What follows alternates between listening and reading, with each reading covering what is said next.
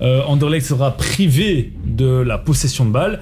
Est-ce que être privé de la possession de balle convient à Anderlecht ou pas spécialement, Saïd? On a déjà parlé il y a 2 semaines quand il y a eu le tirage au sort et qu'on avait dit qu'Anderlecht avait la chance contre des équipes comme le Paris Saint-Germain et Bayern de Munich.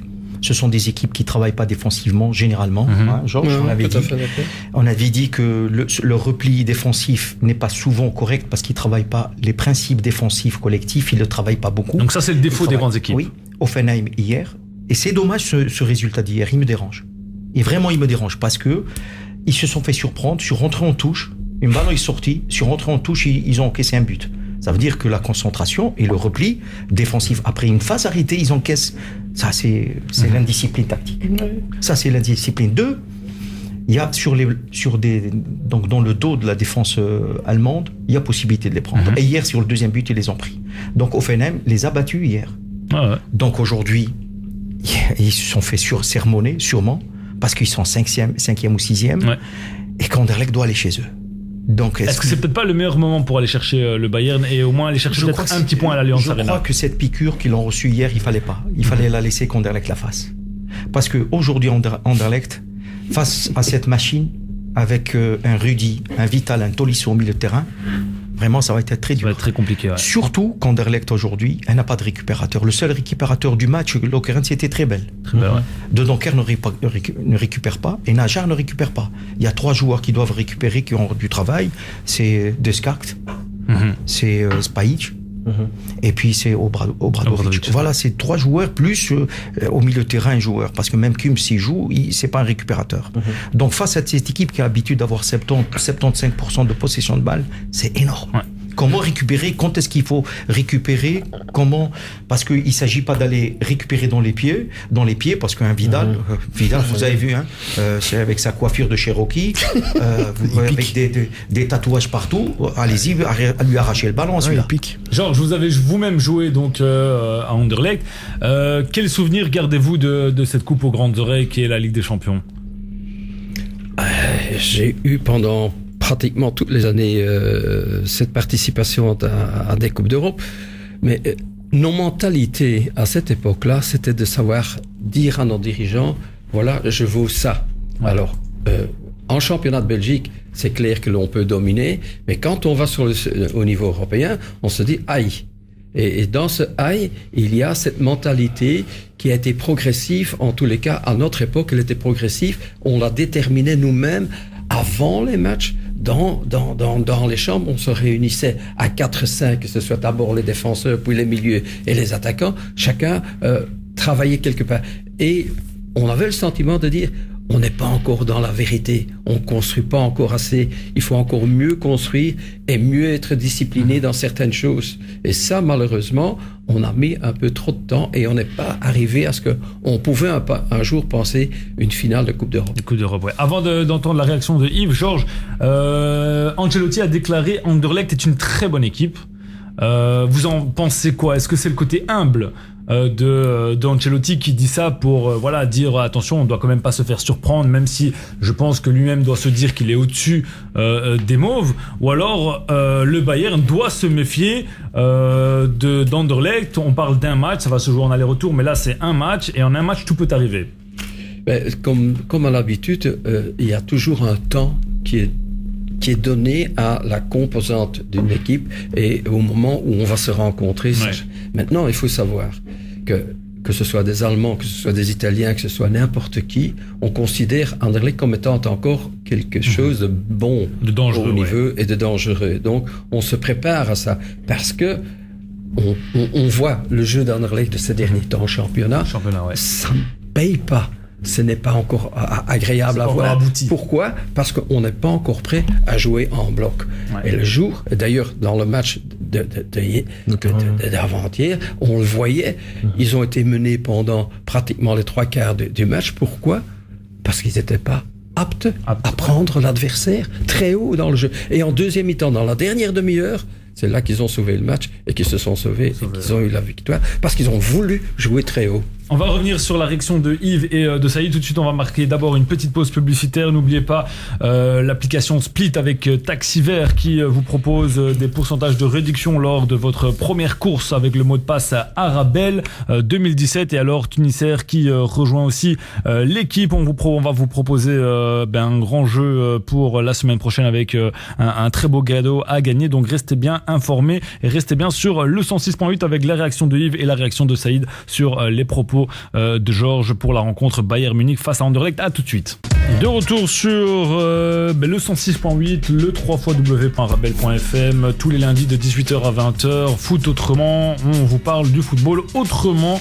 On aborde aussi pendant une heure en fin d'émission donc un dossier sur ce sport tant aimé par toutes les personnes qui nous écoutent. Alors Yves, tu avais une réaction et après on va écouter aussi la réaction de Saïd concernant les propos de Georges. Une réaction peut-être moins statistique mais plus émotionnelle, coach, d'expérience. Quand tu sais que à Bayern, tu as le cas Lewandowski, où Lewandowski s'est exprimé en disant que le Bayern doit acheter des joueurs de qualité et qu'on n'est pas au niveau du Barça pour gagner la Champions League ou le Real. On a investi dans des joueurs de 40 millions. Entre guillemets, c'est Tolisso qui visait. Quand tu regardes à Anderlecht, pour l'instant, la dernière polémique, Kums, il ne devait pas partir.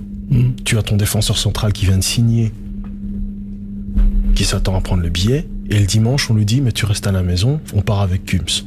Est-ce que dans une situation pareille, vous ressoudez les liens, et quelle était, selon toi, avec ton expérience, d'une Champions League, entre guillemets, la possibilité de... Je dirais que vis-à-vis de Kums, je ne me serais jamais permis de faire ça en tant qu'entraîneur. Tu as besoin de tout un chacun. C'est pas parce qu'il est dans une période un peu plus délicate qu'il faut, pour ça, l'éjecter. Il l'a mis sur le banc dans la tribune, pourquoi? Qu'est-ce que ça a rapporté à Kums? Rien. Alors que quand tu as quelqu'un qui n'est pas bien dans sa peau, tu le mets sur le banc, mais il participe encore à l'équipe. Maintenant, tu l'as éliminé. Tu lui as donné un coup de pied plus un box.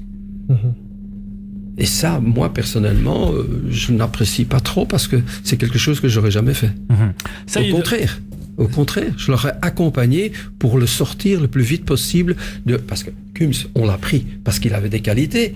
Ou sinon, on l'aurait pas repris à Anderlecht. Hein. Ouais. Donc, parce qu'il vient quand même d'Anderlecht, il n'a pas eu un passage arrière, il est là de nouveau. Donc, il faut lui tendre la main pour qu'il soit quand même de nouveau celui-là sur qui on compte. Saïd, pour revenir sur le groupe d'Anderlecht qui est composé du Celtic, du Paris Saint-Germain et du Bayern, la première rencontre est face au Bayern à l'Allianz Arena. On va pas se mentir, Anderlecht est loin d'être favori dans ce groupe pour passer l'étape suivante. Pourquoi pas disputer la 3e place pour l'Europa League? Mais est-ce qu'Anderlecht, Saïd, l'esprit qu'Anderlecht devrait avoir, c'est de se dire on va là-bas, quitte à prendre 2 ou 3-0, on va pour jouer. Si ça paye, ça paye. On peut revenir avec 3 points ou 1 point. Si ça paye pas, tant pis, mais au moins, on aura essayé. Est-ce que c'est pas la mentalité qu'Anderlecht doit avoir dans ce groupe? Mais elle va, Anderlecht c'est un grand club européen. Mais moi j'ai peur qu'Anderlecht ferme et reste fermé pour essayer d'aller chercher un nul et ensuite ils vont prendre 1, 2, 3 et alors après footballistiquement ils vont rien nous proposer. Bon, si vous suivez ce que je dis depuis 2 semaines, je vous ai dit que c'est Obradovic qui est le meneur de jeu. Tous les ballons passent par Obradovic. Demain il va avoir comme opposition un Robben. C'est lui qui doit travailler. Parce que Robben, ils vont avoir ces ballons. Ils vont jouer très haut chez nous. Mais donc, si Robben prend le dessus de Obradovic, alors nous allons manquer. Anderlecht va... Donc, deuxième chose, le problème, c'est que Weiler doit regarder bien avec son staff d'analyse. Il y a un problème au niveau de l'axe. C'est son triangle axial qui pose problème. Tous les ballons qui arrivent chez De Donker ou Trebel, ils reviennent en arrière, mais ils vont pas vers l'avant. Donc, l'équipe ne sait pas se projeter. Il y a très peu de passes vers l'avant. Le pourcentage, c'est 30, 70 en arrière et 30 en avant. D'accord, mais quand alors on voit De Donker, il fait une passe à Annie, qui est le meneur de jeu, une seule passe pendant tout le match, il y a quelque chose qui ne va pas. Donc, demain, ils vont être étouffés, mais ils ne sauront pas sortir par l'axe. Sortir par les flancs, les deux, Najar, qui vient d'arriver, qui n'est pas en forme, et qui va avoir un Ribéry, de l'autre côté un Robben, et ces 2 joueurs, ils ont été mis au repos hier. Ça fait peur. Ils ont été mis. Donc, dans quel état d'esprit, surtout, qu'ils vont jouer au Bayern et que au Bayern revient avec un résultat négatif. Oui, mais après, face à leur public, le ils vont Bayern voir revient face à un esprit négatif, un mauvais résultat, ça d'accord. Mais le Bayern reste une des très très grosses machines européennes. C'est pour ça. Donc, Si même si après demain si demain ils veulent faire la grosse prestation, la grosse démonstration, alors Anderlecht va souffrir. Ouais. Saïd, c'est ce qui me fait peur, moi, encore une fois, c'est quand tu regardes l'activité de Kimmich. Kimmich, les centres, ils sont plus ou moins précis, beaucoup plus précis. Son activité sur le terrain, c'est beaucoup de ballons. Et puis tu regardes un peu plus haut, Robben, on sait toujours qu'il rentre à l'intérieur, ça te met de la pression.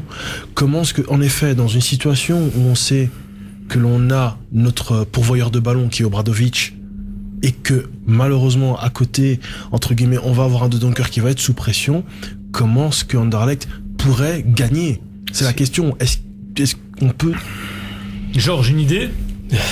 Descendre un élément. Lequel, bon, on ne sait pas quelle sera la composante de l'équipe, hein, donc il faut avancer dans le jeu tout en gardant un milieu de terrain compétitif. Le problème d'Anderlecht, ce problème que l'on cite déjà avec les 3 mêmes joueurs, n'est pas prêt peut-être à aborder ça. Donc, il faut que je le renforce par qui, par quoi. Ça, c'est le rôle de l'entraîneur. Ça, une dernière, mais une petite minute. Oui, mais c'est très important ce qu'il dit. D'habitude, Anderlecht commence très très mal. Et elle va essayer de faire des changements à partir de la 63e minute. C'est toujours enlever un défenseur pour mettre du surnombre offensif. Est-ce que demain ils vont pas s'ils le font, c'est un massacre. Donc ils n'ont pas dans la tête demain, il va passer une mauvaise nuit parce qu'il va réfléchir maintenant, ça va chauffer dans sa tête. Weiler, comment faire les changements. Georges,